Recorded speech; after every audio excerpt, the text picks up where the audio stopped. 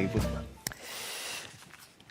Hemos visto, Javier, que antes, bueno, y a lo largo del día nos han estado hablando de los retos actuales, ¿no? Pero claro, cuando hablamos de utópicos viables es porque cuando nuestra generación le toque ser cuidada y ser atendida, pues ya todo esto que hasta ahora parece difícil, pues parece que vamos a tener que vivir con más dificultades o con otras circunstancias muy diferentes, ¿no?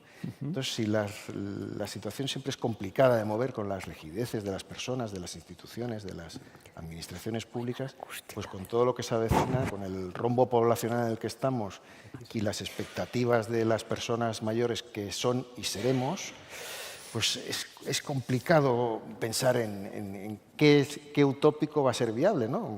¿Qué podremos hacer, ¿no?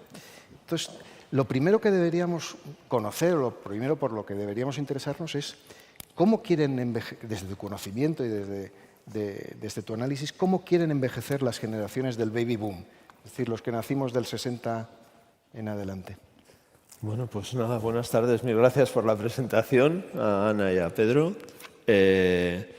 Bueno, lo que sabemos de esas generaciones del baby boom, de cómo quieren envejecer, bueno, no sabemos mucho para empezar, es decir, estamos en ello. Está bien reconocerlo. Sí, porque esto es importante, ¿no? El conocimiento, digamos, es limitado, pero bueno, desde la Fundación La Caixa llevamos ya un tiempo trabajando, intentando... Bueno, y hay otros proyectos, ¿eh? En Guipúzcoa, por ejemplo, hay algún otro proyecto, en Navarra, en Madrid, o sea, la gente empieza a...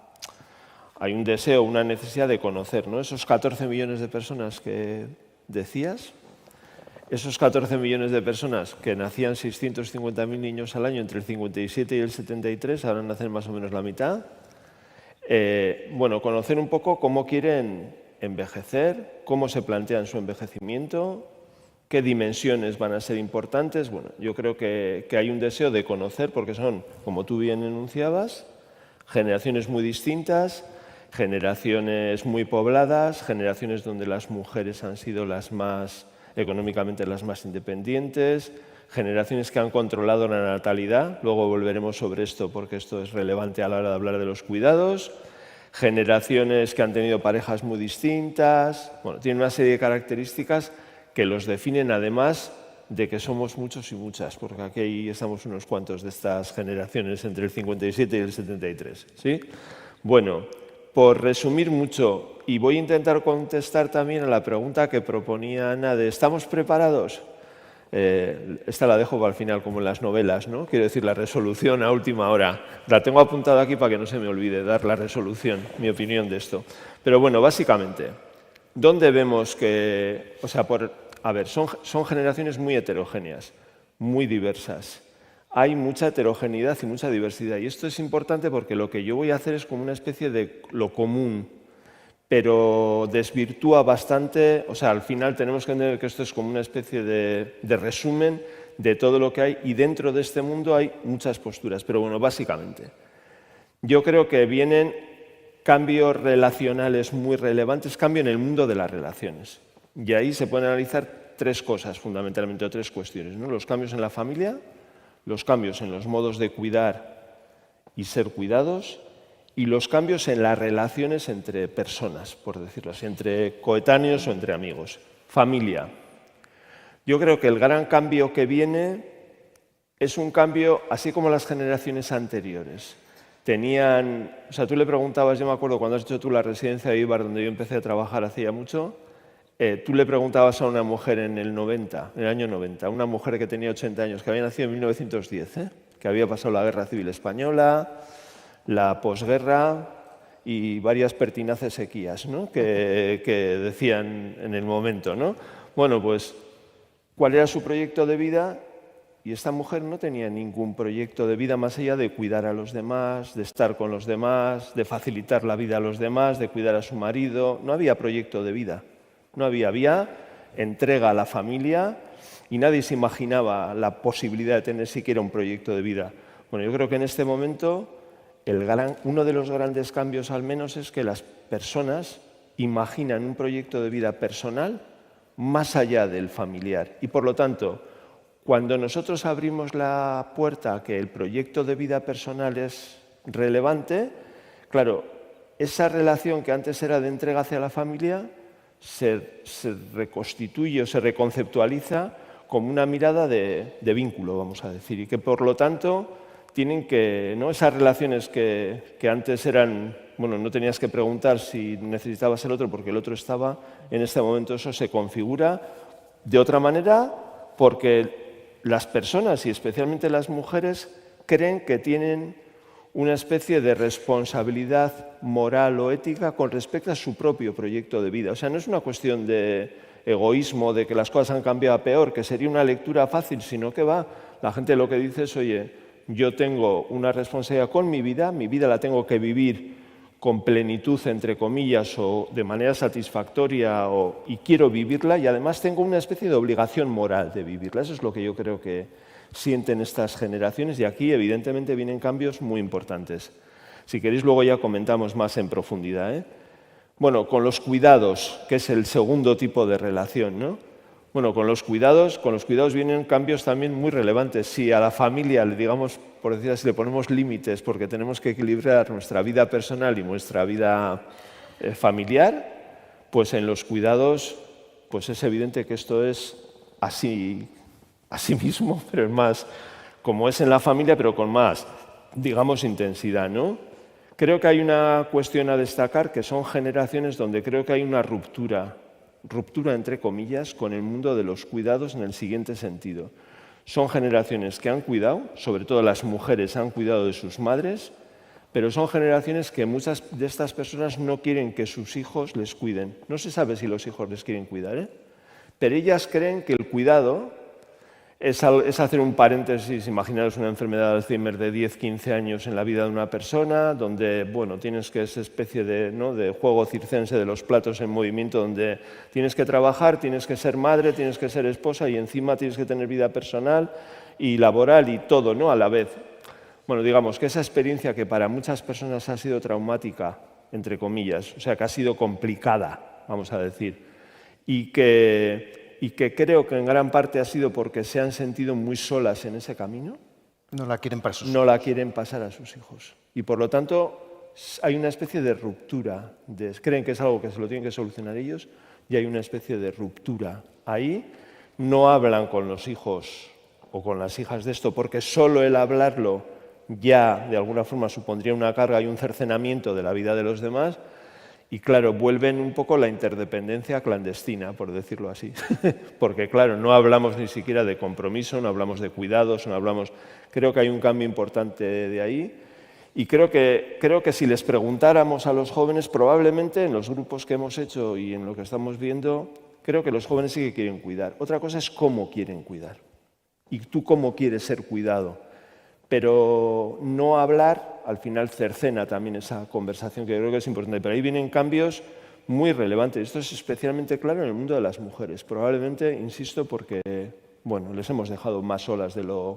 Nos parecía normal que alguien se pasara cuidando 40 años de la vida, ¿no? O 20 años de la vida, como si esa vida fuera de poco valor, por decirlo así, ¿no? Creo que aquí vienen cambios. Y luego vienen cambios también en la otra cuestión, en las relaciones sociales. Y vienen cambios en las relaciones sociales entre personas porque cuando también el proyecto de vida se abre paso y el yo es más importante que el nosotros, el vosotros y el ellos, o sea, entonamos más la primera del singular que las del plural, pues lo que sucede es que, bueno, que yo creo que se han perdido ahí, bueno, de alguna forma cierto compromiso con las relaciones, cierto compromiso con los otros. Creo que también, ¿no? Cuando ese proyecto personal gana espacio, las relaciones se quedan un poco por el camino. Creo que hay una mirada de la buena vida o de la felicidad, en parte que invade también esto, ¿no? Como una especie de, ¿cómo decirlo?, de que el no compromiso y la no responsabilidad con las personas y los proyectos es sinónimo de una buena vida. Creo que hay un discurso de ese tipo. Yo personalmente no conozco nada en esta vida que merezca la pena, que no cueste esfuerzo, pero bueno, ese discurso está. Y creo que ese discurso hace que, bueno, por un lado hay una paradoja, ¿no? No estamos dispuestos a dejar que los otros se metan mucho en mi vida y yo a meterme mucho en la vida de los demás, pero por otro lado, cuando necesito ayuda y cuando necesito apoyo, echo de menos esas relaciones y veo en el trasfondo la soledad. Uniendo las dos cosas, cuidados y relaciones, claro, hay mucha gente aquí, bueno, mucha gente. En términos estadísticos, seguro que viene aquí Lola Puga, que es amiga demógrafa del CSIC, y diría que no es para tanto en términos demográficos, pero aparece, ¿no? Un montón de gente que van a envejecer sin red, sin apoyo. Es decir, nuestros servicios sociales y sanitarios están pensados para que los servicios sociales alguien tiene que llamar a la trabajadora social. Y en los servicios sanitarios, pues exactamente hay muchas labores que le siguen haciendo los familiares, ¿no? O sea, si no se puede dar un alta de un hospital a veces porque no hay quien apoye esta historia. Bueno, pues hay un número importante de personas. Sí, antes era la tieta de Serrat, ¿no? La que no tenía. Ahora hay mucha gente que no ha deseado tener hijos, o que tienen hijos de distintos matrimonios o de distintas parejas o parejas con las que no conviven. Es decir, tenemos una situación en la que va a llegar mucha gente a la vejez con menos amigos, amigas y menos apoyo. Y esto creo que es un reto muy importante para el cual, ya adelanto una parte de la respuesta, evidentemente no estamos preparados. Ana, digo por la pregunta que has lanzado, Javier, en el esto. Con todos estos cambios que estás planteando a nivel personal, familiar y relacional, ¿cuáles son los deseos, los temores, las necesidades que expresan esta generación que está llegando? Bueno, en términos relacionales, en términos de cuidados, pues miedo al futuro, ¿no? Ese es algo muy relevante, ¿no? Hay gente que habla bastante sin ambajes. Claro, cuando uno está más o menos bien, hablar de la muerte cuando esté mal, prefiero quitarme del medio, es relativamente fácil. O creen que la eutanasia les salvará. Yo siempre les digo, pero date cuenta que para que haya eutanasia tiene que haber otros te tienen que facilitar. No, ya he hecho las voluntades anticipadas, ¿no? Como si fuera automático. Ahí estuviera todo hecho. Creo que hay dificultades en esto. Mira, si económicamente, y paso a lo que da orden un poco a la mesa, ¿no? Esa idea del sentido que antes se decía, ¿no? Si económicamente la gente tiene suficiente, no digo está bien, tiene suficiente, y hay pobreza en la vejez, hay pobreza en la vejez. Daros cuenta que los que salieron mal de la crisis del 2008 son los que están llegando. Los que tenían 50 años en el 2008 ahora tienen 67, aprox. Entonces, llega gente en situaciones muy complicadas a la vejez en términos económicos. Bueno, si de salud tienen un pase, vamos a decirlo así, no digo que no tengan enfermedades, sino que esas enfermedades están controladas y económicamente están bien o suficiente, creo que se enfrentan a vejeces largas en el tiempo, al menos estadísticamente, ¿sí? A vejeces largas, porque eso no es una verdad personal, sino estadística, a vejeces largas a las que tienen que darle un sentido. O sea, tienen que buscarle un porqué. Voy a seguir viviendo 30 años. 30 años son los mismos que de 0 a 30, 65 a 95 los mismos que de 0 a 30, y son muchos años de vida. Porque, claro, la vejez en esto se ha convertido entre un tercio y un cuarto de la vida. Claro, es mucha cosa, ¿no? Mucho tiempo. Creo que no hay respuestas para ese tiempo. Creo que la manera de entender la vejez, especialmente las prácticas derivadas del paradigma del envejecimiento activo, no el envejecimiento activo, sino las prácticas muy centradas en el hacer, en la actividad, en el compromiso con la agenda, muy centradas en lo físico y no en, yo qué sé, en otras áreas, en lo relacional, menos en la participación o en buscar una vida de acuerdo con los valores. Creo que no se ha buscado esto o no se ha desarrollado. Creo que muy centradas en el proyecto personal y poco en el colectivo, y por lo tanto las relaciones también tienen que ver con esto. Bueno, pues se encuentran con que no hay un modelo de vejez que dé respuesta a esas vejeces largas, esas vejeces muy diversas, esas vejeces muy heterogéneas, digo, modelos de vejez, y por lo tanto no encuentran eco donde ser capaces de alguna forma trabajar, interesarse, buscar esa vida un poco más plena o plenilla o satisfactoria, como queramos. Creo que este es uno de los grandes retos y no estamos, creo que contestándole a Ana, en la segunda parte, creo que no estamos preparados. Y luego pasa otra cosa, que es que estas sociedades envejecidas con vejeces muy largas tampoco tienen un modelo de vejez capaz de decir, oye, yo voy a aprovechar el talento senior, yo voy a organizar esto, porque en el fondo las sociedades que sepan aprovechar las capacidades de esta gente que se jubila, que son entre el 22% del baby boom y el 20% que está, pues imaginaros los que hay muchos. Hombre, las sociedades que tienen futuro serán las que sepan integrar. Bueno, ni las sociedades tienen esto en cuenta, no somos capaces de alguna forma de incentivar que esa integración de verdad o esa participación en lo importante de estas personas que envejecen, y las personas que envejecen tienen un modelo en el que se preocupan más, por decirlo así, de su bienestar propio, porque es lo que les hemos vendido, que de lo común y compartido. Cuando vamos a hablar, por ejemplo, de relaciones o de intervención en el bien común, o porque muchas personas da la sensación, ¿no?, que se jubilan de la actividad laboral y parece que se jubilan de los retos de la vida. O sea, como si esto fuera sinónimo. Ya sé que hay mucha gente que no funciona así, ya sé que hay voluntarios, sé que hay gente que participa, pero mucha gente tiene esa mirada de la felicidad, digamos, ausencia de compromiso, responsabilidad. Bueno, una especie de vida de resort de Punta Cana, por decirlo así, ¿no? ¿Sabes? De pasarlo bien. Bueno, creo que ahí hay poco sentido en la vida, quiero decir que al final ese tipo de vidas defraudan.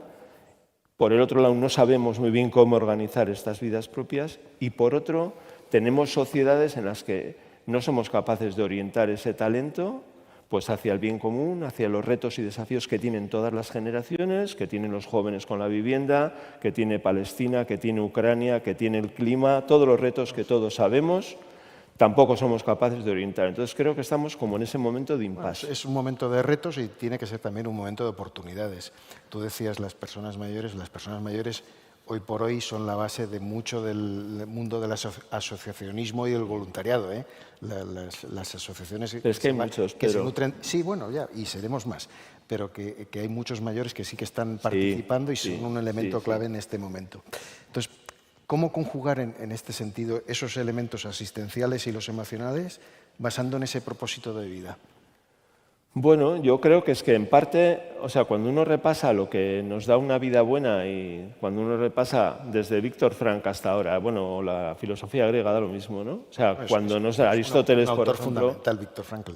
Frank, en esto es fundamental. La diferencia entre el ser positivo o ser negativo ante la vida marca una diferencia notable. Claro, y habla de la búsqueda, y habla de fuentes de sentido, y bueno, cuando repasas la literatura y ves qué fuentes de sentido, pues ¿qué nos dan fuentes de sentido? Nos dan las relaciones, nos dan fuentes de sentido la participación en proyectos, nos da una fuente de sentido el crear, es una fuente de sentido el participar, el compartir. Bueno, al final, quiero decir que creo que una vida buena necesitamos un poco reconducir estos modelos de vejez tan individualistas en algo sin perder esa parte individual, sí que ser capaces de conectarlos con otros, por eso la importancia de las relaciones. Bueno, ¿no? Recordar que somos animales sociales al final. Efectivamente, creo que va por ahí la cosa. Muy bien, Javier, seguiremos. Mercè Pérez Salanova. Mercè Pérez Salanova es doctora en Psicología por la Universidad Autónoma de Barcelona, investigadora del Instituto de Gobierno y Políticas Públicas de la Universidad Autónoma de Barcelona. Su trayectoria ha integrado y está integrando la intervención profesional tanto en el sector público, principalmente en la Diputación de Barcelona, la docencia, la investigación en la Autónoma, donde inició la formación en Psicología de la Vejez y el programa de la Universidad Al-Abast y el universidad cercana, a mano, diríamos, ¿no? Al alcance, a tu alcance. Al alcance, a tu alcance. Y el asesoramiento en la Fundación La Caixa en el ámbito de las personas mayores. Ha dirigido investigaciones en el campo de la participación y la atención de las personas mayores y actuaciones innovadoras como el proyecto Ciudades Amigas de las Personas Mayores y la iniciativa participativa Las Voces de las Personas Mayores en la ciudad de Barcelona. Mercè, ¿qué influencias de época podemos advertir en esta generación del baby boom respecto al envejecimiento? ¿Cómo lo estás viendo? Bueno, a ver, yo a algunos momentos os miraré y otros seguiré mis notas porque hay una reflexión de las que necesito acompañarme de notas hoy. En primer lugar, Ana, Pedro, gracias por vuestra presentación. También dar mi agradecimiento a Edad y Vida por la invitación a estar en esta mesa. Estas invitaciones, supongo que a ti también te pasa, José Augusto, a ti, Pedro, y a ti, Ana, y a ti, Javier, que te las puedes tomar de dos maneras, ¿no? Es decir, bueno, a ver, pues entonces de esto, como lo que tengo, ¿cómo lo organizo? Hablando en catalán es diu ras i curt, hablando en plata. Y hay otras veces que por lo que sea, la cosa empieza así como a hacer rizos y puntillas, ¿no? Y en esta ocasión me ha pasado lo de rizos y puntillas. Entonces, a mí me pareció muy interesante que se planteara como lema para este congreso: cuidemos juntos o cuidando juntos, cuidaremos mejor, porque estaba poniendo en primer plano los protagonismos compartidos. Y me parecía muy interesante una mesa donde de la utopía se le veía la dimensión de visibilidad y de viabilidad, donde la búsqueda de vida, de una vida con propósito, se plantea como un nuevo eje para un nuevo enfoque de la atención sociosanitaria. Y todo esto me llevó a decir, bueno, entonces, ¿cuánto de posibilidades de abertura desde esta mesa podemos dar? Y sentí que es lo que me tocaba a mí, por disciplina profesional y por experiencia, hablar de la construcción subjetiva de los posicionamientos. Entonces, esto en cierta medida es un compromiso, hacerlo en un cuarto de hora, decir algo que tenga sentido y que no sea muy árido y no sea pesado y que valga la pena. Y como decías tú, José Augusto, vamos a ver si animamos, porque estamos en la última parte del día y de la tarde. Pues yo creo que lo vamos a conseguir entre los tres, pero que mi parte ya os aviso, querido público, que a lo mejor puede resultar un poco árida. Porque de lo que voy a intentar proponeros es coger un coche o un barco de vela, lo que prefiráis, donde lo que intentemos ver es cómo se produce la influencia de lo social en la estructuración de las subjetividades, en eso que somos cada uno y cada una de nosotras, ¿no? Entonces, lo primero es que vamos a intentar situarnos en que cada uno de nosotros somos hijos de nuestros padres, ¿verdad? De perogrullo, ¿vale? Yo añado a eso que somos nietos de nuestros abuelos y abuelas, que son hijos de esos padres. Pero además somos hijos de las épocas que nos ha tocado vivir, no de esta exclusivamente. De alguna manera, tenemos que pensar que nuestra estructuración subjetiva está siempre viva, que nuestro sujeto, nuestro yo, está en una posibilidad de configuración y reconfiguración permanente, por las experiencias que vivimos, por los conflictos a los que tenemos que hacer frente. Entonces, cuando hablamos de las generaciones baby boomer, a mí me gusta situar que hablamos muchas veces desde la dimensión explosión demográfica. Somos muchos, serán, yo no soy baby boomer desde la clasificación estándar en España, 57, 75 o 73, como tú bien apuntabas, Javi. Pero creo que es muy importante considerar que hay una generación pre-boomer, a veces llamada generación silenciosa en España, que se corresponde con los boomers de Estados Unidos y de Europa, que no es tan numerosa, porque la explosión demográfica aquí vino después, pero los contextos de época vividos por esa generación pre-boomer o silenciosa son asimilables a los contextos de vida vividos por las generaciones boomer propiamente dichas. Lo que sucede, y eso a mí me parece muy interesante, es que unas lo viven en un momento de su vida, de adultez ya avanzada, y otras lo viven en un momento de su vida más de juventud y entrando en la adultez. Me refiero a los momentos de eclosión inicial, de valores en cambio, agitación, mayo del 68, movimiento hippie, ¿vale? Caída de la Quinta República Francesa. Por tanto, hay toda una serie de transformaciones en las vidas, eclosión del feminismo, que eso, las mujeres que no son las boomers, sino que son las pre-boomers, han bebido de esa experiencia. Y creo que eso es interesante porque a la hora de que escuchemos en las investigaciones qué nos dicen unos y otros, hay matices, pero hay muchos elementos comunes. Entonces, entro en tu pregunta, Pedro, valores de época. A ver, la primera cuestión es que, como que aquí me parece que es muy interesante tomar valores de época en el sentido de grandes mutaciones que podemos ver o que podríamos tomar con unas lentes de mirada curiosa, exploradora, y decir hasta qué punto hay resonancias, repican estas 15 nociones duras de lo que son mutaciones acontecidas a lo largo de los últimos 50 años, que eclosionan en los últimos años especialmente y que están pautando nuestras vidas en la actualidad. Las leeré directamente, son 15, pero son 1, 2, 3, ¿vale? La 1, nihilismo y consiguiente desesperanza hacia el futuro. La segunda, presentismo y satisfacción inmediata. La tercera, modificaciones de ámbitos y de estructuración de los vínculos interpersonales, desestructuración. La cuarta, concepción de libertad en términos de hacer lo que viene en gana sin atender a la noción limitaciones, rechazo a las limitaciones. La quinta, consumo desmedido relacionada con obsolescencia de los objetos, la noción de usar y tirar, también repercutida en la manera de entender a las personas trabajando. La sexta, yo primero y yo después y yo todo el rato. La séptima, la laminación de lo simbólico y de las instituciones y los discursos sociales que habían aportado un cierto marco y sostén a los sujetos se deterioran, con la consiguiente falta de anclajes y de referencias sólidas. Todo esto hace aflorar con más facilidad la experiencia de desamparo. La octava, un entierro de ideales y de las consiguientes pérdidas de ilusiones, característica especialmente notoria entre los jóvenes, que genera desorientación, escepticismo y tedio.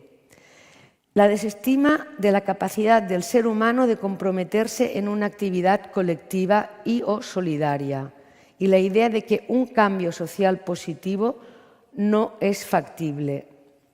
La rápida pérdida de valores precedentes, podríamos llamar antiguos, y las exigencias sociales de éxito que generan incertidumbre respecto a cuál será mi porvenir personal. La onceava, la degradación del lenguaje, la falta de responsabilidad, por tanto, por los actos propios. Con el uso deteriorado del lenguaje se produce un déficit simbólico. Las frases hechas, las gesticulaciones, las onomatopeyas, las abreviaturas, las siglas para muchas cosas o los memes. La doceava, el desprestigio de la ética, en la que se considera un discurso, porque se la considera un discurso hipócrita, al contrastarlo con las normas que rigen en la realidad. La treceava, la percepción de la vida desde una perspectiva que valora básicamente el rendimiento del trabajo. Hacer vale más que ser. La actividad a ultranza que expulsa la posibilidad de introspección. La catorceava, la tendencia exagerada a la negación de la muerte y de los duelos. Y la última, el rechazo profundo a la vulnerabilidad y al dolor. Estos son toda una serie de elementos que evidentemente, qué duda cabe, están en la base de las diferentes manifestaciones que hoy podríamos agrupar bajo el concepto malestares de época. Malestares de época. O sea que el gran acierto de Freud en su momento de analizar cuál era el malestar de la época como estructurante de las relaciones y como generador de patologías de distinto orden en la vida cotidiana, hoy vuelve a situarnos delante de estas 15, que no son ni mucho menos todas las que son. Pero estas están. Entonces, claro, la cuestión es, y me avanzo a lo mejor a tu pregunta, ¿no? Quizás tú me vas a preguntar, ¿y con todo esto qué? O cómo reaccionan ante estos males. No, ¿con todo esto qué? Correcto. Con todo esto qué, claro, nosotros no tenemos estudios donde podamos decir qué está pasando con las generaciones pre-boomers o con las boomers respecto a esto. Porque estudiar esto significa, y ahí mi querido colega y amigo Javi Yanguas, me diría, pero Mercé, ¿con qué metodología podemos trabajar esto? Y seguro que después de varias sesiones a fondo encontraríamos una metodología fundamentalmente de orden cualitativo para verlo.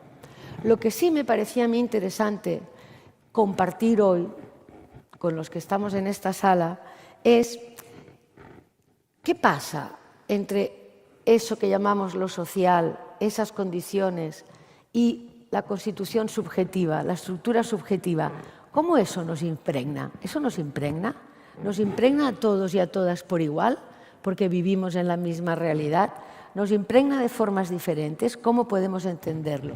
Y aquí entro en lo que es más mi zona de confort profesional árida, que es la psicología.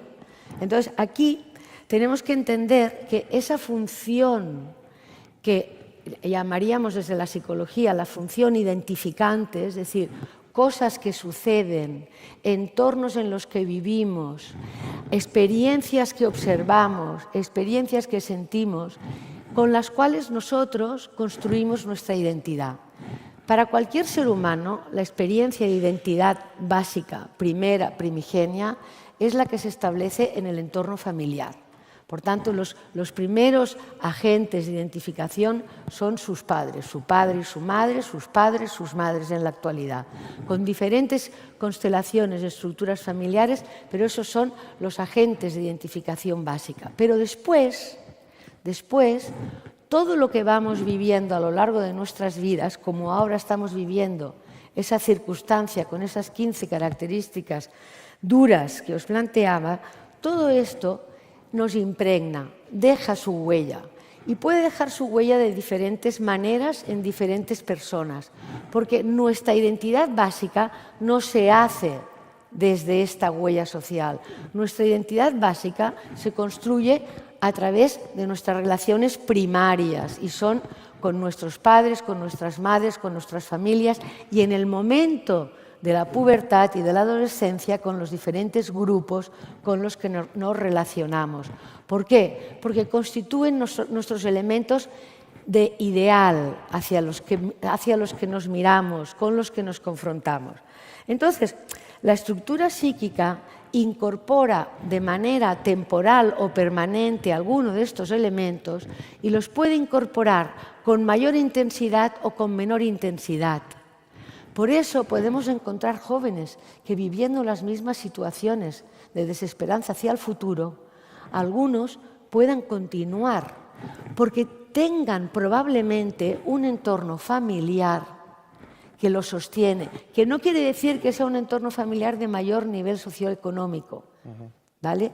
Pero que en un entorno familiar de peores condiciones socioeconómicas es más fácil que esa mirada hacia el futuro negativa, que se puede transformar en un malestar emocional, que se puede expresar en conductas agresivas o de rechazo al respeto del otro, ahí se va a dar con más posibilidades. Por tanto, hay algo que a mí me parece que es interesante que reconozcamos, que es ahí. Por ejemplo, cuando nosotros hablamos de cuidados o nuestros sujetos nos responden con esos temores, hemos de pensar cuáles son las huellas de los cuidados que han visto directamente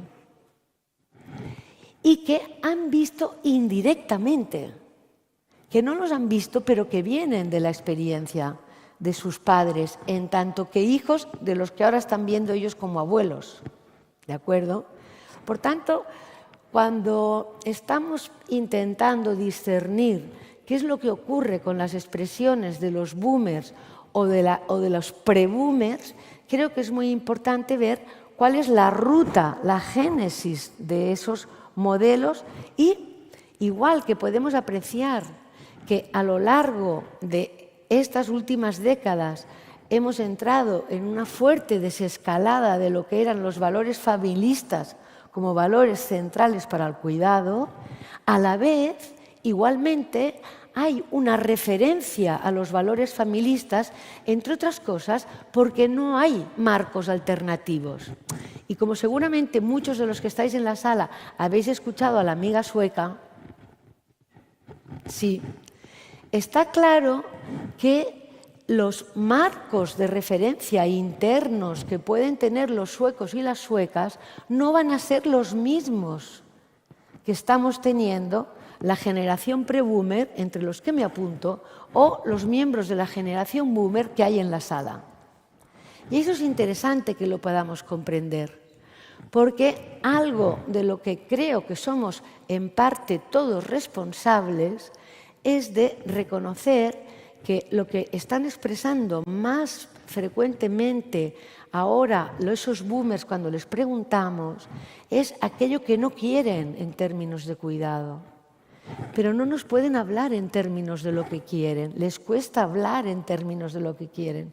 Entre otras cosas porque ahí está el título que tú defendías y el interés de los utópicos visibles y viables. Y a la gente le da mucho miedo decir aquello que ve imposible, y menos cuando se la está jugando. Y también podemos pensar cómo alguna de las 15 cosas, y ahora pues si estuviéramos en un grupo pequeño, jugaríamos a decir, y a ver, ¿cuáles de las 15 podrían estar operando aquí? ¿Cómo opera la preocupación de las generaciones de personas mayores en relación al futuro inmediato de sus hijos, con el repique del futuro menos inmediato de sus nietos? Entonces, todo eso son elementos que están interviniendo respecto a estas huellas iniciales que se incorporan en nuestra estructura subjetiva. Nos demos cuenta o no nos demos cuenta, parte de nuestra estructura subjetiva, desde el marco teórico en el que yo me estoy situando, no está concienciada, es inconsciente. ¿De acuerdo? Es inconsciente y, por tanto, no controlamos en términos de razonamientos todo lo que son nuestras aspiraciones o preferencias, y menos lo que son nuestros deseos. ¿De acuerdo? Entonces, claro, todos estos cambios, de alguna manera, hacen que nosotros tengamos que pensar cómo llevamos la sociedad dentro nuestro. Es decir, ¿cómo se hace esto posible? Entonces, tenemos distintos mecanismos psicológicos que operan. Hay un mecanismo psicológico que opera, que es el de la introyección, que es el que yo antes os he mencionado diciendo, yo incorporo cosas por identificación que puede ser desde mi padre y de mi madre, desde mi abuelo, pero también puede ser con otros a lo largo de la vida que han sido personas significativas para mí, que a veces me he dado cuenta de que les daba ese valor y otras veces no me he dado cuenta, y ha sido posteriormente que, analizando cosas que yo estaba haciendo, he dicho, ¿y esto de dónde me viene? Al final estás indicando cómo se van construyendo todos esos posicionamientos, ¿no? Entonces, que eso es importante, porque si nosotros conseguimos entender que no hay que hay este tipo de encadenamiento en nuestras vidas, será más fácil que ayudemos, acompañemos, facilitemos que las personas puedan pensarse y pensar en esas vejeces avanzadas donde pueden necesitar cuidados y ayuda.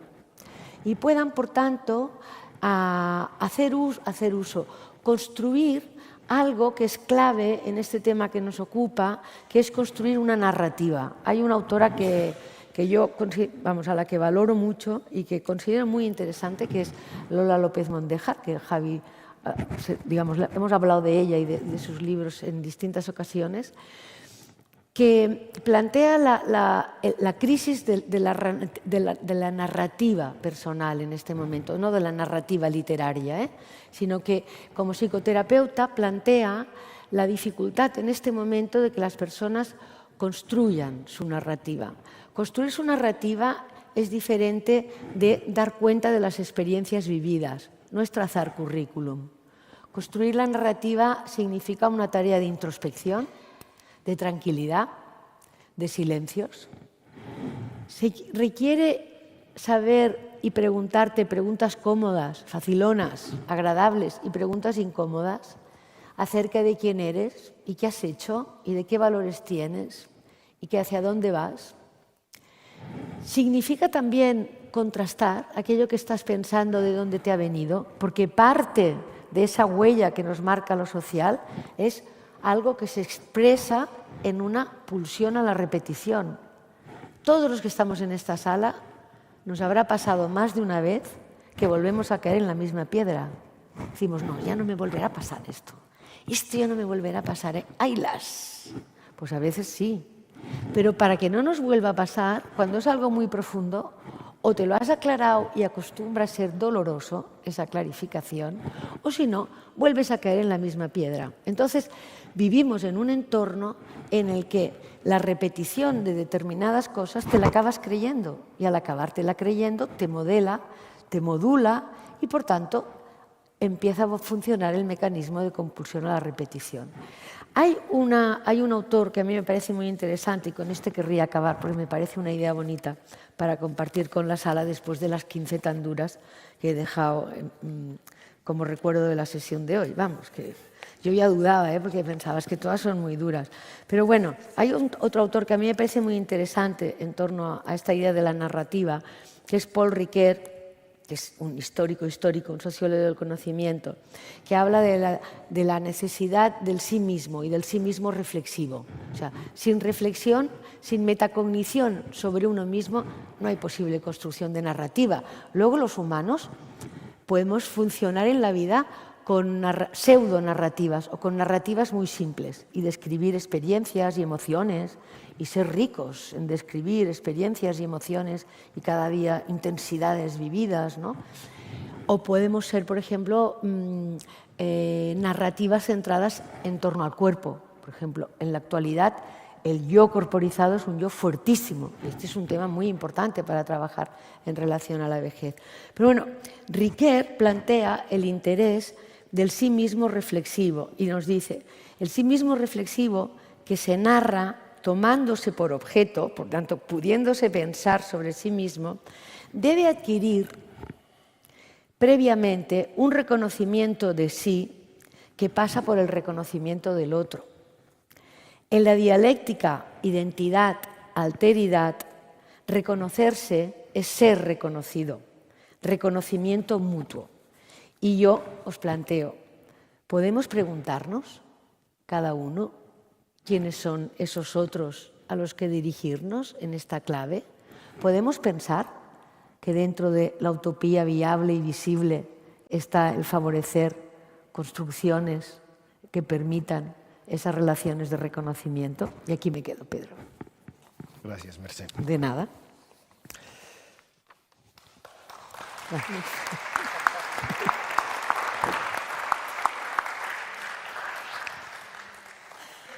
José Augusto García Navarro es médico especialista en geriatría, es gerente de atención sanitaria y social en la red sanitaria Santa Tecla, red sanitaria social y docente, Santa Tecla de Tarragona. Ha sido director general del Consorcio Salud y Social de Cataluña, presidente de la Sociedad Española de Geriatría y Gerontología y miembro del Consejo de Dirección del CatSalut entre el 2013 y 2025. José Augusto García es diplomado en Gestión de Servicios Sanitarios por ESADE, PADE por el IES, tiene experiencia en gestión de hospitales y muchísimas más cosas que él me hace señas de que deje de citar. José Augusto nos va a presentar unas ideas iniciales y luego va a intentar, seguro que va a responder a dos preguntas que le haré. Seguro. Todo Buenas tuyo. tardes y gracias por la presentación. Yo estaba preguntándome ahora, después de la disertación y del discurso de Javier y de Mercè, estaba pensando la canción de Barney, esa de ¿qué hace una chica como tú en un sitio como este? ¿No? Porque yo estoy trabajando, yo soy geriatra de formación y de vocación, eso es un tema importante, la formación y la vocación. Me he dedicado a gestión de servicios sanitarios durante mucho tiempo. Ahora soy gerente de atención sanitaria y social en la red sanitaria y social de La Tecla. Perdón. Esos son 2 hospitales de agudos, atención primaria para 200.000 habitantes y además líneas de atención a personas mayores, a discapacidad intelectual, a discapacidad física grave y a infancia vulnerable. Esos son 4.000 profesionales. 16 comités de empresa. De manera que me permitiréis bajar el nivel, cómo podemos poner encima de la mesa elementos de gestión y de planificación de servicios sanitarios para personas mayores, qué problemas tenemos desde aquel que lo ve con la dificultad del día a día, ¿no? Es decir, intentando captar lo que nos ha transmitido Mercè y lo que nos transmite Javier, pero decir, oye, ¿dónde estamos? ¿Y cómo podemos avanzar? ¿Vale? En este sentido. ¿Qué nos han dicho ellos? ¿Y qué otras cosas que no nos han dicho ellos, pero que sabemos todos? Vienen muchos. Muchos. 14 millones de personas somos los baby boomers. Somos. La mayoría sois. 14 millones. Que entrarán a ser mayores en los siguientes 15 años. Somos, ¿eh? Por cierto, somos distintos a los que había. No somos el indio nos ve con algo raro. Somos gente que protestamos, que sabemos, que tenemos formación. No como mi abuela, la pobre que fue a una residencia de mayores y no tenía formación. Nosotros sí. Y somos reivindicativos. Muchos de nosotros, además, que tendremos la suerte de vivir con la pareja y nos cuidaremos. Los hijos no nos cuidarán. Nosotros sí, con fragilidad los dos. O a lo mejor tenemos la desgracia de estar solos. Y por cierto, de vecino tendremos a un señor que viene de un país de no se sabe dónde, con otras culturas diferentes. Y esto lo tiene que afrontar el país. Y más o menos, un 15, un 20%. Y no sabía si decir seremos o serán pobres. Sobre todo aquellos que han sufrido la gran crisis del 2008-2010 y que no se han reincorporado. Y los que han venido de otros países que siguen siendo pobres. Por cierto, esto tenemos que hacerle frente. Y es importante para envejecer bien, además de hacer buena sanidad, tener propósito. Lo dicen las Blue Zones, es decir, que a pesar de todo esto tenemos que tener algo. Algo nos tiene que decir cada día por la mañana que nos tenemos que quitar el pijama y vestirnos y salir a hacer algo. Porque eso es la clave para poder envejecer bien. Y eso es a nivel poblacional, son las Blue Zones, las zonas azules que dicen las zonas donde más longevidad hay en el planeta, que dicen, oiga, son personas que, de acuerdo, no tienen enfermedad crónica, no engordan, comen bien, hacen ejercicio físico, pero además tienen propósito vital, y tienen comunidad, y tienen familia, y saben lo que tienen que hacer cada día. Y eso vale a nivel poblacional y vale a nivel individual. Eso es uno de los últimos ejemplos de a nivel individual, donde tener propósito en la vida, oye, mejora la salud física, mejora la salud psicológica, la sensación social y la sensación subjetiva. Eso es lo que nos viene por delante con los baby boomers. Y por cierto, ¿nos puede venir algo más? Sí, nos puede venir algo más. Hay señores que están investigando cómo alargar la vida. Este señor fue catedrático en la Universidad de Oviedo, Carlos López Otín, ahora se ha retirado, vive en París, trabajando mucho con Guido Kremer, que es el gran investigador en envejecimiento de Europa y del mundo, que han descubierto todos estos mecanismos para que tengamos un envejecimiento más tardío. Oye, ¿esto puede pasar? Sí que puede pasar. Fijaos la diferencia que hay entre estas dos ratas. Una rata que tiene realmente pérdida de mecanismo epigenético y la otra que no. Tienen la misma edad, ¿eh? La misma edad en el carnet de identidad, de rata, pero diferente edad biológica. Y esto se está investigando. En estos momentos hay 20 ensayos clínicos en humanos para retardar el envejecimiento. 20. Este señor que es Sinclair, que es muy atrevido, dice que doblaremos la longitud máxima de la vida. Por cierto, la longitud máxima de la vida humana son 120 años. Doblarla son 240 años. Yo no sé si llegaremos a eso, pero hay 20 ensayos clínicos para envejecer más tarde. ¿Qué quiere decir? ¿Por qué se hace esto? Se hace para que la enfermedad llegue más tarde. Con lo cual, todo esto que os están contando Mercè y Javier, a lo mejor hay que reconfigurarlo en una década.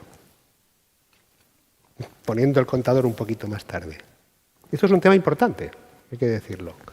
Bueno, vamos a ver cómo podemos hacer, cómo estamos, ¿no?, para hacer frente a todo esto que nos viene y a lo que nos puede venir, ¿no? Y fijaos, yo me gustaría tener en cuenta una cosa muy importante. Este artículo se publicó en el 2002 y decía cómo hacer frente al problema del 2030 que serán los baby boomers, o sea, nosotros. 2002. Y decían, miren, lo que hay que hacer es crear un sistema de financiación sostenible para los cuidados de larga duración. No os riáis, por favor. ¿Qué hay que hacer más? Construir un sistema de servicios domiciliarios y comunitarios que funcione. 2002. Invertir en envejecimiento activo. Y mejorar la idea del envejecimiento desde el punto de vista social. No sé qué hemos hecho, desde el 2002. No sé si hemos avanzado mucho. 2002. Bueno, me gustaría compartir con vosotros una serie de reflexiones respecto a políticas transversales de envejecimiento, no todas las posibles porque no tenemos tiempo, algunas cosas del sistema sanitario, sobre todo centrándolo aquí en Cataluña, que es donde trabajo yo, pero que es un espejo de toda España y de Europa, en cuidados de larga duración también, y daros un mensaje final de ánimo y que yo creo que es importante que adaptamos todos, ¿no? Vamos a empezar por temas importantes. Mirad, los determinantes sociales de la salud son muy importantes. Siempre hemos hablado de la soledad no deseada. Yo no hablaré, porque como todo el mundo habla, y ya se ha hablado tanto, yo no hablaré. Pero sí me gustaría hablar de esto, que es la pobreza. Oye, la pobreza mata. Y hace que se envejezca peor, y que haya más dependencia, y que se vaya más al médico. Pues esta es la idea, esto es lo que tenemos en pobreza, en población de riesgo de pobreza. Los últimos datos del CSIC, de octubre de este año, pues no hemos mejorado. En personas mayores. Y habrá que atender a esta población. Y habrá que establecer políticas para atender a esta población. Ya lo dicen también el mapa de pobreza severa en España, que teníamos un 5% de 65 más, la pobreza severa es un extremo de la pobreza. O estos son los últimos datos de esta mañana sobre el riesgo de pobreza en España de la OCDE, en personas mayores de 65 años, 1 de cada 10. A estos no les contéis cosas de propósito vital ni de rollos de estos, Estos necesitan comer cada día y pagar la calefacción en invierno. ¿Qué vamos a hacer con esta pobreza? Y luego hay un tema muy importante, y es que dices, oye, te ves con 80, 70 años y dices, estoy pobre, voy a salir y voy a trabajar. Pues no, resulta que tenemos un sistema social donde la gente no trabaja. La gente es pensionista, tú. Esto es muy triste. Verte con 70 años pobre y no poder salir a trabajar, a buscarte la vida. Creo que nos tenemos que replantear algo, ¿no? O bueno, o no. O incrementar las pensiones. Y luego además dices, bueno, al menos tengo mi casa. Sí. Los que tienen ahora, año 2025, tienen su casa. Pero los que vienen no tienen su casa. ¿Cómo vamos a afrontar esto desde el punto de vista de política transversal? Y esto es un tema importante que hay que poner, digo, en la agenda política transversal. No os doy por ahí más la lata. Sistema sanitario. Fijaos, tenemos un sistema sanitario que todos sabemos que tiene problemas de solvencia económica a medio y largo plazo. Y tenemos aquí la suerte de tener a Ana Pastor, que ha sido ministra de Sanidad, y que lo vive, y que lo sabe, y que le tiene segura información del día a día. Tiene unas rigideces organizativas enormes. Tiene una gestión excesivamente burocrática. Hace poco en prevención y ha hipertrofiado mucho la asistencia especializada. Tiene muy poquita integración sanitaria y social y además poca participación de personas en el diseño de los servicios. Y todo eso hay que mejorarlo. Lo tenemos que mejorar. Fijaos, por no entrar a una comunidad autónoma o a un detalle en concreto de lo que nos pasa en Tarragona o pasa en Barcelona o pasa en toda España, os puedo decir lo que pasa en Europa, ¿no? Por ejemplo, nosotros tenemos el gasto sanitario, en España lo tenemos razonablemente bien, en la media de la Unión Europea. Pero fijaos, cuando yo digo el gasto sanitario por tipo de servicios, fijaos que tenemos muy poco dedicado a larga duración, a media y larga estancia respecto a la Unión Europea, mucho dedicado a fármacos. No hay que hacer algo más de inversión en media y larga estancia. Aquí en Cataluña tenemos un desarrollo enorme de servicios de atención intermedia, pero fuera de Cataluña no. No hay que hacerlo. Hay que hacer una reflexión, ¿no? Por lo tanto, servicios de convalecencia, de cuidados paliativos, de reincorporación a domicilio y de rehabilitación domiciliaria. Y no tanto hospitalización de agudos. Y con respecto a la primaria, hombre, no tenemos la primaria que más gasta de toda Europa y además de toda la primaria, fijaos lo que dedica a atención domiciliaria. Es como si les diese, no sé, alergia a ir a domicilio. ¿No? O les diese miedo. ¿Pero de qué estamos hablando? Estamos hablando de enfermos crónicos mayores que no están en su domicilio y resulta que tenemos la gran mayoría dedicado a que vengan a la consulta, a las consultas externas, en lugar de ir a domicilio. Yo creo que hay que hacer un planteamiento, ¿no? Y sustancialmente menos que la media de otros países de Europa. Claro, en cuanto a integración de servicios sanitarios y sociales, ya sabéis que podemos decíamos hace 15 años que era el gran horizonte que teníamos que hacer. ¿Cómo integramos servicios sanitarios y sociales? Eso lo decía Chris Ham, que era un gran gurú de la King's Fund de Londres en planificación de servicios sanitarios y sociales. Decía, oiga, el futuro solamente pasa porque desde la primaria los servicios sanitarios se integren con los servicios sociales. Hace 16 años dijo eso, o hace 15 años dijo eso. Y dentro de esto hay integración vertical, que es la primaria con los hospitales, e integración horizontal, que es la primaria con los servicios sociales. Os pongo un ejemplo de integración, de aquí de Cataluña, del año 2025, de nuestra atención primaria. Estos son los indicadores de resultados de la atención primaria. Aquí, la atención primaria de Cataluña se está jugando el 5% de su financiación. Oye, José Augusto, eso es poco dinero, hombre, poco dinero. En una red sanitaria integrada como la de la Tecla, estamos hablando de 6 millones de euros. 6 millones de euros. ¿Sabéis cuántos indicadores hay de integración horizontal, social y sanitaria? Ninguno. No os vayáis fuera de Cataluña, que tampoco hay ninguno. Ninguno. Alguno de integración vertical. Por ejemplo, aquí estamos haciendo una agencia de integración sanitaria y social. Y para dar ejemplo, los indicadores de integración de la primaria no integran sanitaria y socialmente nada, cero. Y dices, bueno, en fin, algo harán en otros sitios, por ejemplo, en las residencias de mayores.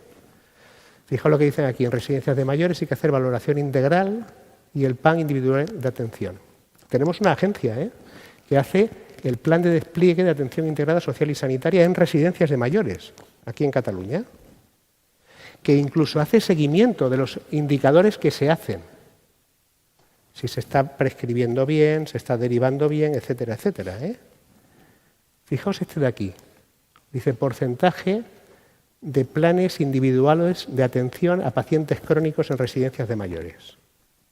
Y nos miden el porcentaje realizado, esos son datos propios de la red sanitaria y social de la Tecla, 70% de realización. Es decir, nos miden qué porcentaje de personas el médico ha ido a hacer un plan individual de atención. Oye, 70%, bien, 80%, bien, 90%, bien, soy el mejor de Cataluña, soy el mejor de España. Muy bien, vamos a ver un plan individual de atención. Fijaos, esto es un plan individual de atención real de una persona que vive en Tarragona. Fijaos lo que dice el plan individual de atención. Dice objetivo asistencial.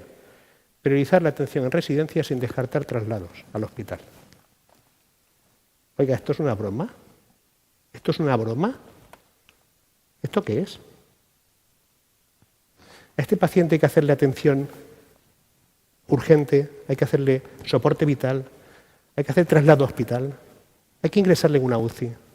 ¿Tiene voluntades anticipadas?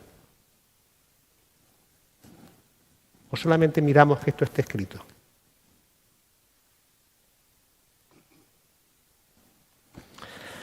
Ejemplo propio, ¿eh? Si miráis otros proveedores pasa lo mismo. Lo cual hay que empezar a profundizar en cómo lo estamos haciendo, ¿no? Dejar pasar de la diapositiva, del PowerPoint, de la teoría a la práctica real, ¿no? Y luego en cuidados de larga duración, muy rápidamente, tenemos un país en el cual invertimos muy poco en cuidados de larga duración, el 0,95% del Producto Interior Bruto. La media de la Unión Europea está en el 1,7%. Por cierto, en la media está Croacia, Chipre, Rumanía, Polonia, Latvia, Hungría, Estonia. Entre los países mayores están en el 3,3%, los 8 países más ricos. Nosotros estamos invirtiendo el 0,95% en cuidados de larga duración, que es muy poco. Claro, y decimos, oiga, hay 4 grandes retos. Primero, que haya más comunidad. Por cierto, para que haya más comunidad, la atención comunitaria empieza por una cosa muy sencilla, y es que las personas mayores tengan vivienda digna. Ya no digo nada, si queréis luego lo comentamos.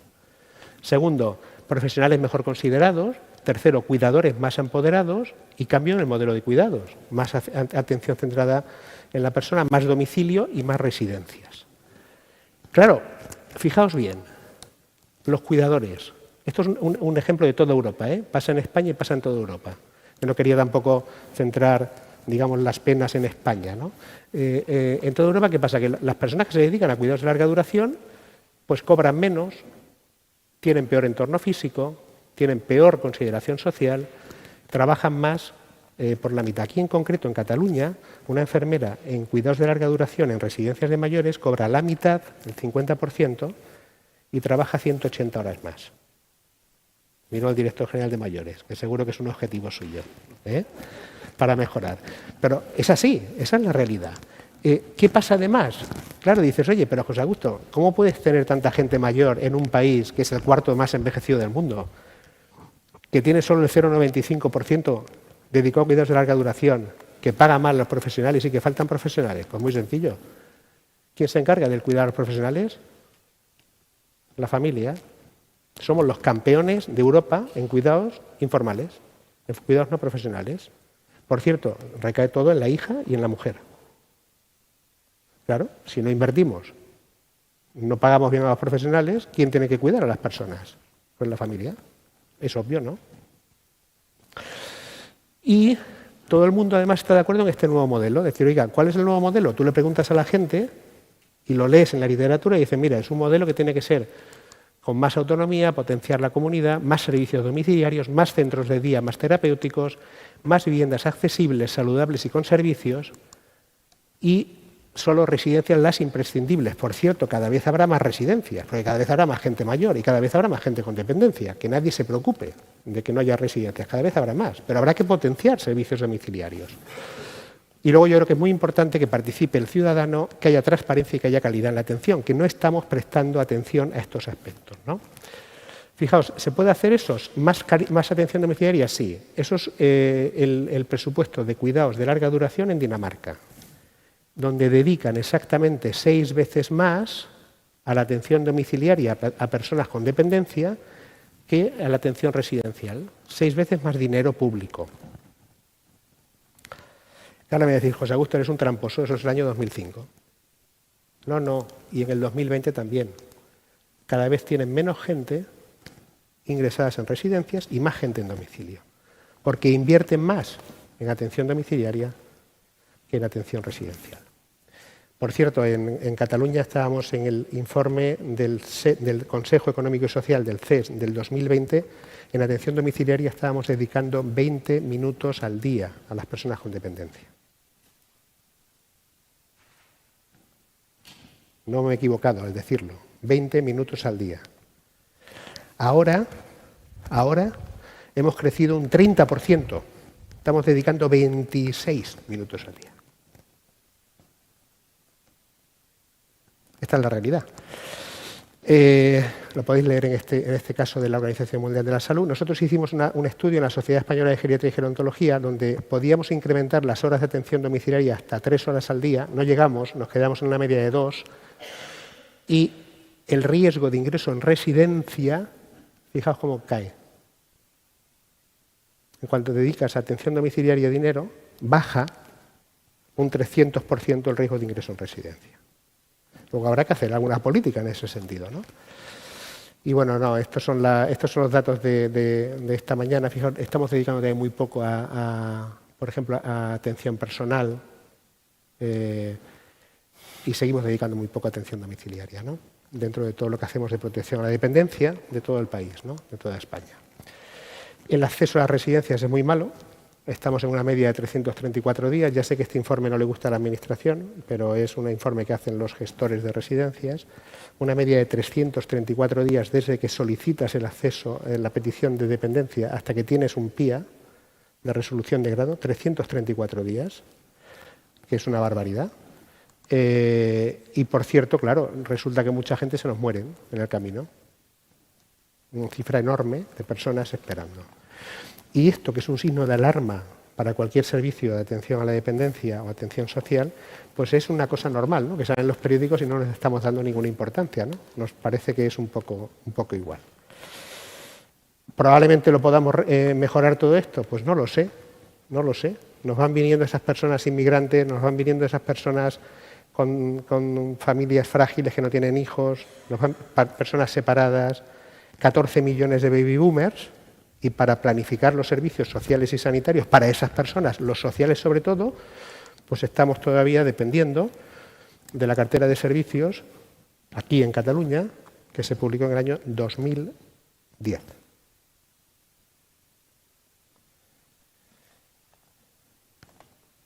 En España pasa igual, en muchas comunidades autónomas, no en todas. Habrá que ponerlo encima de la mesa, porque hay que hacer frente a estas necesidades, ¿no? Y por otro lado, fijaos, en las residencias podemos seguir mirando para otro lado. O podemos hacernos preguntas internas.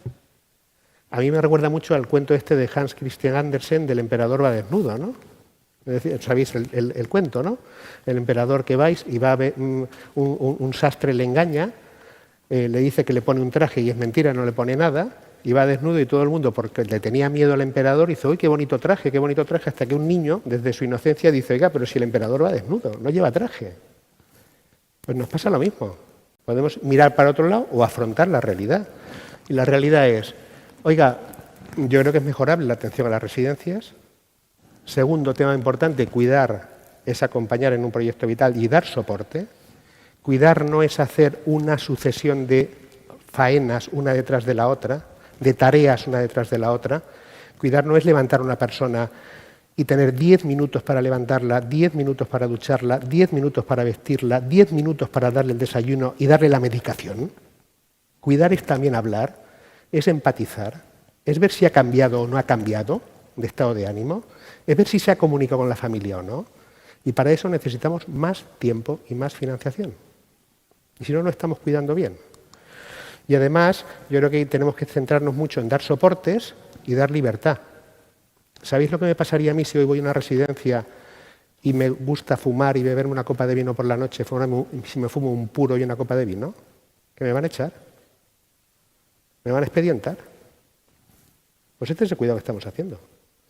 Y no somos capaces de salirnos de esa rigidez del señor inspector, de la norma y de la no sé qué. Oiga, que yo quiero llegar a una residencia y fumarme mi puro y mi copa de vino. ¿Cómo lo solucionamos eso? Y yo creo que es importante hacernos dos preguntas. ¿Es posible envejecer como en casa? Y luego, ¿es posible envejecer de forma particular y privada y mantener la protección de datos y todas esas cosas, y sobre todo mi intimidad, en una residencia de 120 camas con habitaciones dobles, triples y cuádruples? ¿Es o no es posible? Pues habrá que hacer algo. Y luego temas importantes, pasemos del paradigma de la intervención, que es la mayoría de lo que hay, al paradigma de la atención de la persona, y algunas implicaciones importantes, ¿no? ¿Quién tiene que tomar las decisiones? ¿El profesional, la enfermera, el trabajador social o la persona? ¿Quién tiene que cambiar el ratio de personales y el perfil? ¿Necesitamos enfermeras en las residencias o no? ¿Yo por qué estoy en mi casa con dependencia y 40 enfermedades crónicas y no tengo ninguna enfermera en mi casa, salvo la que me pone el centro de atención primaria y voy a una residencia, tengo que tener una enfermera? ¿Yo por qué en mi casa tengo fisioterapia domiciliaria y en la enfermera y en la residencia se me quita la prestación de fisioterapia domiciliaria que tengo en mi casa el día anterior y se me pone una fisioterapia de residencia? ¿Pero eso por qué? ¿Por qué tengo que tener gerocultores que no saben además manejar medicación? No hay que cambiar el perfil del profesional. Tenemos que ir trabajando a minutos al día, 5 minutos al día de fisioterapia por residente, 3 minutos al día de fisioterapeuta, de psicólogo, de trabajador social. O tenemos que adaptarlo más, ¿no? En fin, y yo creo que hay que cambiar mucho la formación de los profesionales, mejorar mucho la financiación de forma muy clara y luego también preparar a las familias, ¿no? Porque muchas familias ya les va bien dejar a la persona en un entorno seguro, que cumpla unos ratios, unas normas y no dejar libertad para seguir el desarrollo de las personas, ¿no? Y luego, esto siempre lo pongo para ver si nos da un poco vergüenza, ¿no? Esto es una página que podéis acceder hoy, americana, de Norteamérica, de la Norteamérica de Trump, no de la Norteamérica de Obama, no, de la del Trump también, de Norteamérica, donde tienen muy claro que pueden acceder a todas las residencias de mayores que tienen acreditadas para poder ver cuál es su inspección, su ratio de personal y sus criterios de calidad. Y puedes acceder y ver si la residencia donde vas a ir tú o va a ir tu familia tiene unos buenos criterios de calidad o tiene unos buenos criterios de inspección sanitaria. Y mi pregunta es, oiga, pero vamos a ver, o sea, en Norteamérica, en Estados Unidos de América, pueden tener acceso transparente a las inspecciones que hay en las residencias de mayores, al ratio de personal que tienen las residencias de mayores y a los indicadores de calidad que tienen las residencias de mayores que miden una autoridad independiente y en España no, pues tenemos un problema. Al menos un problema de transparencia y de ánimo de servicio al público. Y luego yo diría mucho ánimo. Yo empezaría, dice José Augusto, todas estas cosas que nos ha puesto encima de la mesa son muy complicadas de hacer. ¿Por dónde empezamos? Y yo diría, empecemos por una cosa que es muy sencilla. El primer paso. Y yo aprovecho para decirlo al director general de mayores y a Ana Pastor, que también tiene seguro una enorme, segurísimo, una enorme influencia política, y es, empecemos por hacer una cosa que es muy sencilla. Y también lo digo al presidente de la Fundación Edad y Vida, que nos puede ayudar. Y lo he dicho a la Sociedad Española de Geriatría, y lo he dicho al Congreso de los Diputados, y lo he dicho al Senado. Empecemos por exigir una cosa. Fijaos, cada ley en este país, cada ley que se emite, necesita una memoria de impacto ambiental y de impacto de género. Y yo digo, oiga, con el envejecimiento tan importante que tenemos, que cada ley también incluya una memoria de impacto en protección de las personas mayores. Porque seguro que con eso empezaremos a generar políticas de mejora a nivel sanitario, a nivel social y a nivel social en general, ¿no?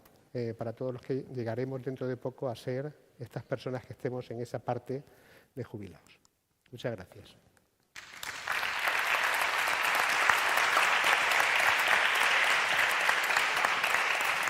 Pues muchas gracias, José Augusto. Sin duda has respondido a las cuestiones que estaban detrás de la intención de tu presentación, con lo cual pues agradecerte la presentación y el dinamismo que le has dado.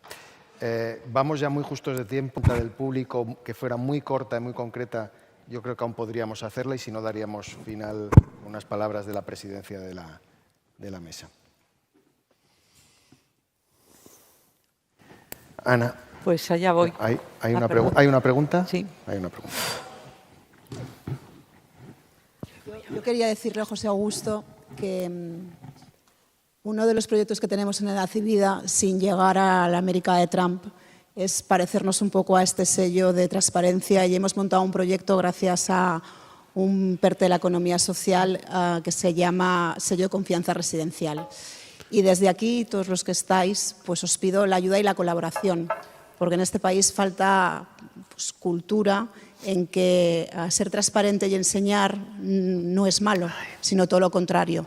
Lo que hace es que las personas confíen más en el trabajo que realizamos. Entonces, la pena o lo que nos ha costado más es convencer al sector, pero como toda la actividad, llevamos ya 20 años, no fallaremos y seguiremos insistiendo para que las residencias se quieran sumar a este sello de confianza residencial, que no es más que poner en valor el trabajo que hacen y enseñar el buen trabajo que se hace en las residencias para que la gente de la calle lo conozca, simplemente. Sin duda es una iniciativa muy loable y no hay que irse a Estados Unidos a buscarla. El Reino Unido, al menos Inglaterra, hace años que comparte a través de la Care Quality Commission información de todas las inspecciones que tienen los centros y tiene muchísima transparencia. O sea que en nuestro entorno más europeo también existen buenas referencias. Yo lo hacía por provocar, ¿eh? Lo sé, José Augusto. Y como el tiempo se nos va entre las manos, doy la palabra a la presidenta de la mesa para que cierre. Muchas gracias. Bueno, la verdad es que he disfrutado mucho porque entré pensando en utopías y salgo pensando en hiperutopías. Primero, decir que he disfrutado.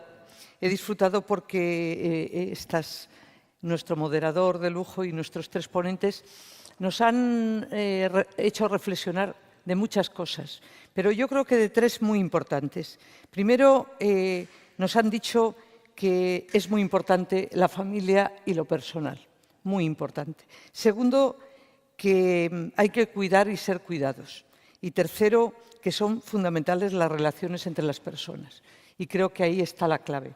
Pero claro, todo iba muy bien hasta que yo hoy me he reconciliado con el ser humano escuchándote, ¿no? El sí mismo reflexivo. Claro, nos has complicado totalmente, porque nos has dicho que hay protagonismos compartidos, pero que hay una identidad básica. Y, por tanto, claro, yo por eso salgo un poco más confundida que entré, si me lo permitís la ironía, porque, efectivamente, con la reflexión de Mercé, nos tenemos que preguntar, sobre todo los que nos hemos dedicado durante muchos años a la planificación y a decirle a la gente qué recursos tenemos que tener, es que las personas son, cada una es un individuo, que cada una tiene sus peculiaridades, que necesita en una sociedad del bienestar que se le dé respuesta a esas necesidades y que, por tanto, frente a los modelos centralistas, burocráticos, encorsetados, tendremos que pensar en que no somos suecos, no somos daneses, somos nosotros y sobre todo la reflexión que has hecho de los pre-boomer, que me parece fundamental, que no intentemos decirle a la gente cómo se siente ni qué es lo que necesita o si quiere estar en un lugar o en otro. Seamos abiertos a planificar un modelo muy abierto, transparente, aprendiendo de los que lo hacen bien, pero muy adaptado a esa parte de la construcción subjetiva, que la vamos construyendo a lo largo de toda la vida y que, escuchando a Mercé, te planteas lo que va dejando huella desde niña, lo que viste a tu madre, que se dedicaba a sus mayores y a ti, tu vida que es totalmente diferente, donde has vivido siempre fuera de tu casa y que te planteas lo que vas a querer. Y en esta generación, en la mía, de baby boomer, pues nos planteamos sobre todo que no nos toquen mucho las narices, ¿no? Y que tengamos libertad, pero que sí esa sociedad del bienestar nos dé respuesta también a nosotros, a esta generación, que vamos a ser 14 millones, y sobre todo que vamos a llegar a mayores, efectivamente, y sobre todo hay que pedir a quien tiene responsabilidades, a las administraciones y a los legisladores, que si nos destinamos entre recursos públicos y privados al sistema sanitario 130.000 millones de euros, que nos tenemos que reflexionar qué le queremos dedicar a la atención a nuestros mayores, que en muchos casos no están enfermos, pero tienen problemas de salud, que no es lo mismo, y por tanto que tenemos que dar respuesta.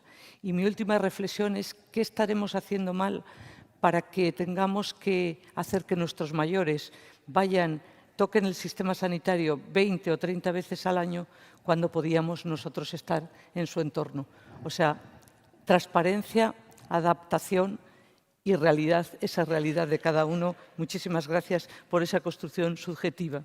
Muchas gracias a todos los ponentes y al moderador y muchas gracias por RAS.